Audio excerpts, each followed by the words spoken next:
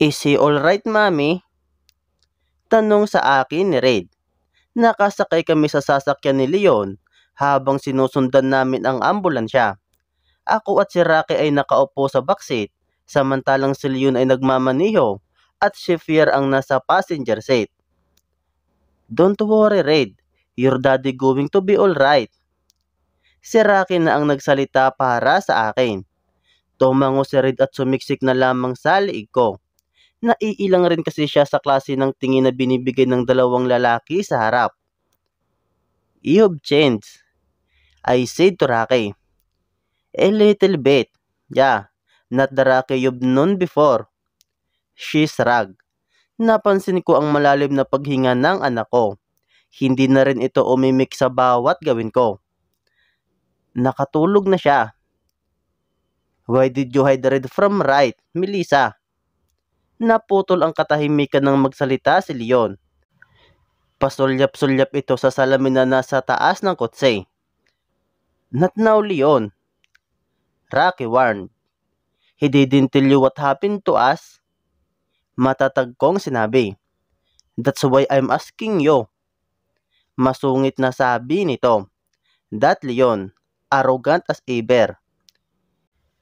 He dumped me for Claire. I told him I was pregnant, but he didn't want the child. He wanted me to abort Red. Hinalikon ko ang ulo ni Red.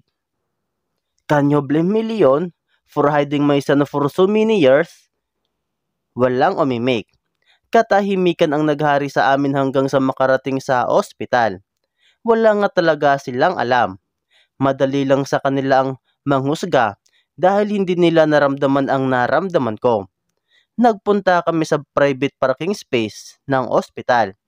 Hindi makakapasok ang media sa loob ng ospital dahil mahigpit na ipinagbabawal iyon. Bumaba ako na karga ko si Red.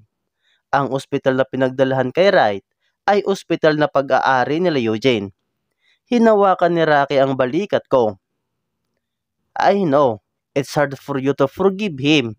But give him a chance, Melissa. He's a bitter man now. Easy for you to see, Rocky. Ngumiti ako ng mapait.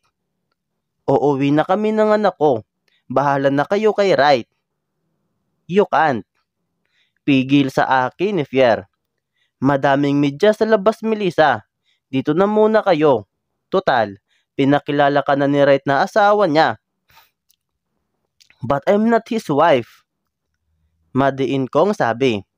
At wala kaming dalang gamit. Gamit ba ang problema nyo? Nag-utos si Red sa PE niya na ibili kayo ng gamit bago siya natulog. Singit ni Rocky. In a minute now, darating na iyon. Kumunot ang noo ko. Are you part of this stupid idea of exposing me and my son in public? What? No, we have no idea na may anak si Wright. Kaya nagtaka kami kung bakit ka nasa VIP, knowing na galit ka sa kanya at may kasama kang bata. Maniniwala pa ba ako sa kanila? Wala akong nagawa kundi ang magstay sa loob ng waiting area. Lumabas ang doktor na tumingin kay Wright. Inilagay na daw nila ito sa private room at ilang araw itong dapat magpahinga. Mabut na lang at walang pasok si Red bukas. Siguradong maninibago ito sa mga mangyayari. Marami na rin tumatawag sa akin. Kabilang na doon sila Eliza. Hindi ito makapaniwala sa nalaman nila. Gusto ko pa sanang magpaliwanag pero nadarin na ang battery ng phone ko. Umuwi na sila Rocky, Leon at Fier. Kapamilya lang kasi ang pwedeng pumasok sa private room. At tapos na kasi ang visiting hours.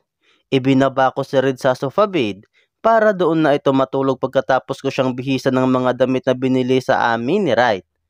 Pagkatapos kong magpalit ng damit, ay lumabas na ako ng banyo.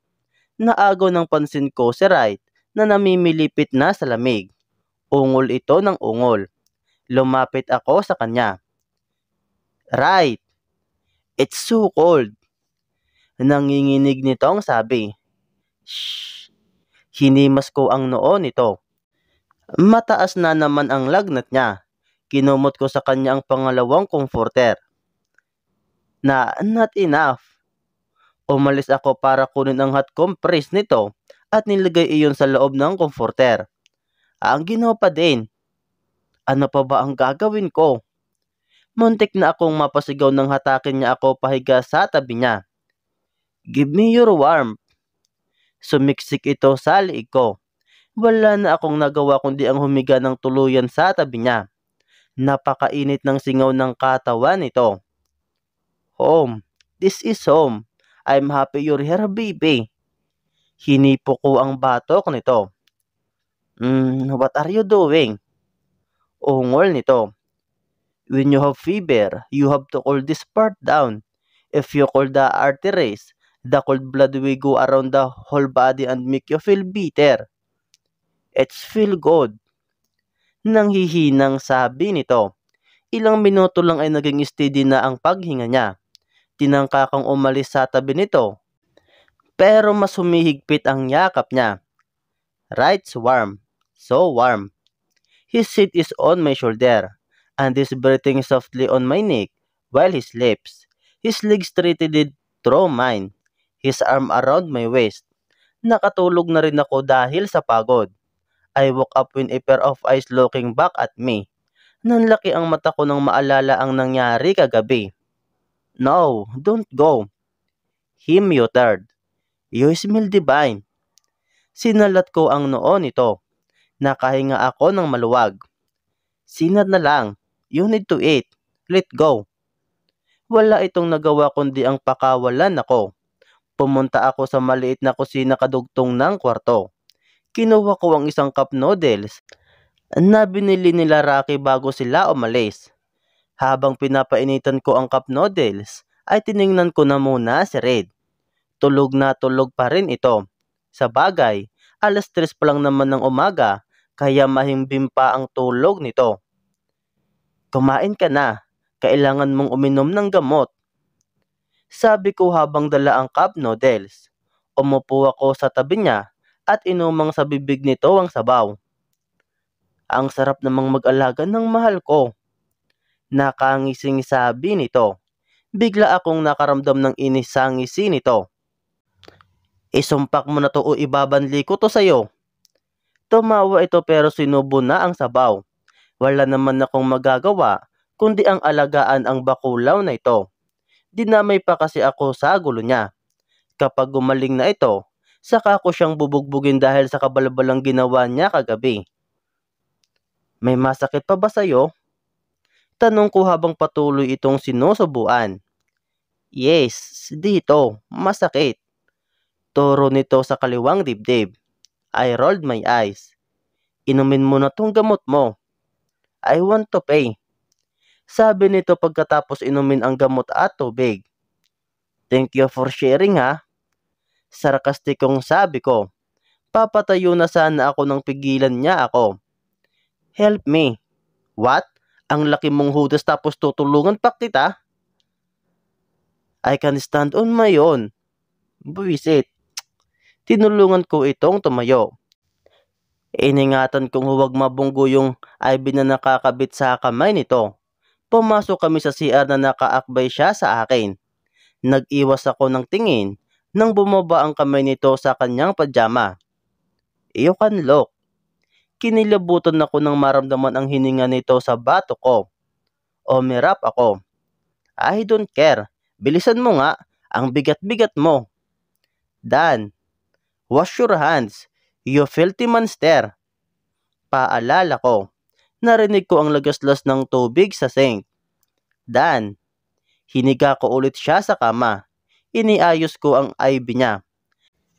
Lumayo ako kay Wright para pagbuksan ng pinto ang kumakatok. Wala pa namang visiting hours ah.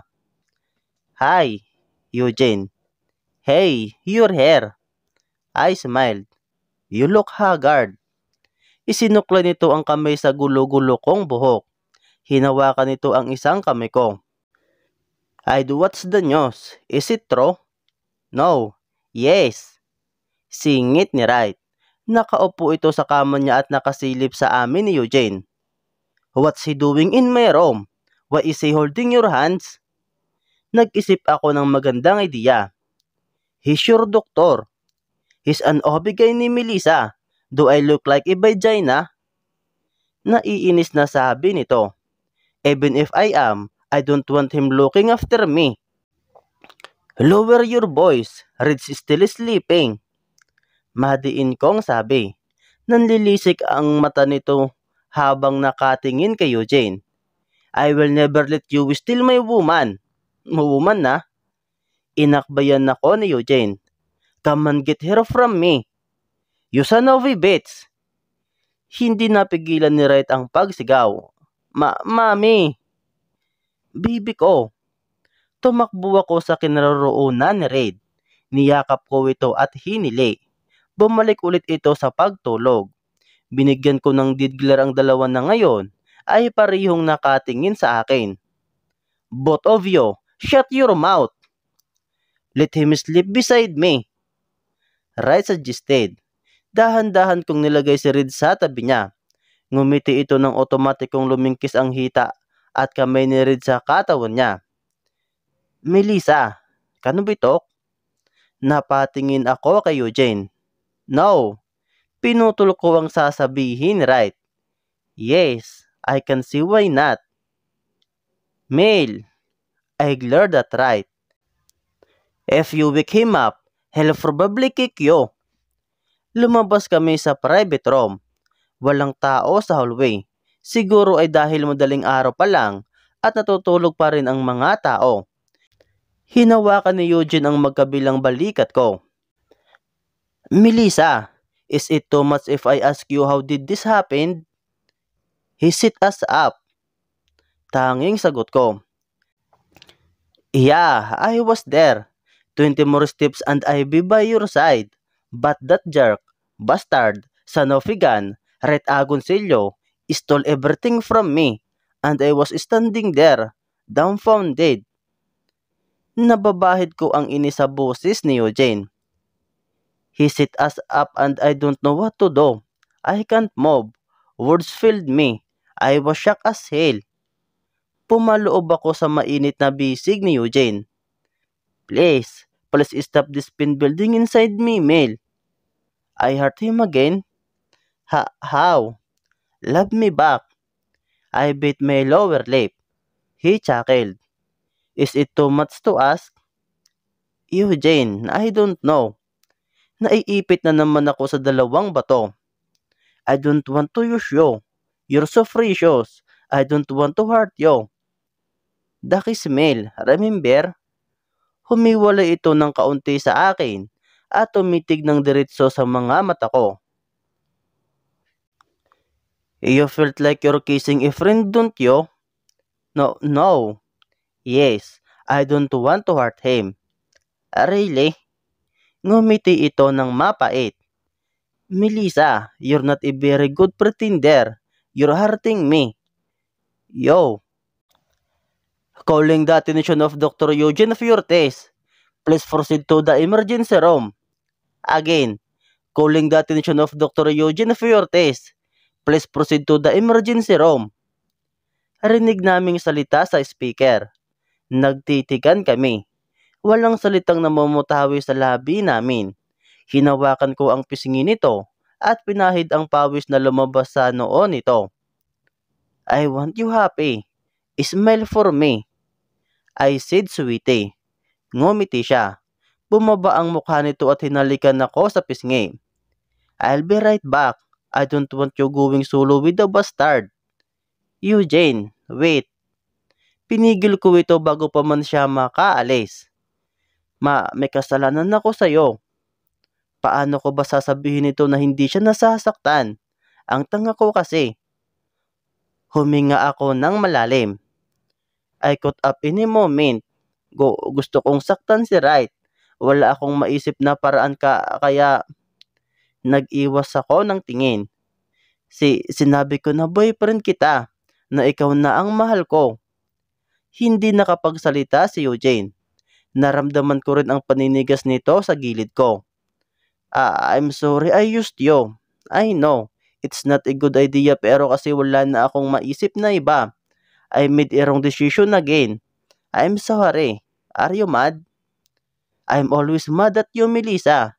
It's just that I love you so much, kaya mas napili kong patawarin ka na lang. His voice is steady. I made him mad. Inilagay nito ang hinlalaki at hintuturo sa baba ko para itaas iyon at magtagpo ang aming mga mata.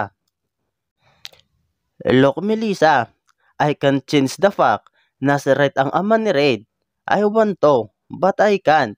Sinasaktan mo lang ang sarili mo. Alam natin kahit na anong mangyari, dadating ang panahon na kailangan mong pumili sa aming dalawa. Quit using everyone just to hurt someone. Kung ganon, kailangan kong sabihin kay Red na nagsisinungaling ako? Yes. Malamig nitong sabi. Kaya ko lang naman ginawa yun kasi ayokong isipin niya na mahal ko pa siya. Tumaas ang isang kilay nito ngunit blanko pa rin ang kanyang mukha. Mahal mo pa ba siya? Hindi na. Deny it all you want, Melissa. Paasahin mo pa ako. Hindi ko na siya mahal. Huminga ito ng malalim saka pumikit. Umiling ito saka tinanggal ang kamay ko na nakahawak sa kanyang braso. Yo! Tawag ko sa kanya. Huminto ito pero hindi siya humarap sa akin. I won't tolerate your preposterousness, Melissa. For once, make up your mind. His shoulder is stiff while he's talking. May duty pa ako. Sa oras na hindi ko na makita ang likod ni Eugene, ay pumasok na ako sa loob ng private room. Nadatnan ko si Red na kinakantahan ng All of Me, ang natutulog na si Red. Napatigil ito sa pagkanta nang maramdaman ang presensya ko. Done ditching your precious loving, Eugene. Malamig na sabi nito. May kailangan kang malaman, right? Sa oras na magtagpo ang mga mata namin, ay bumilis na ang pintig ng puso ko. I'm all ears.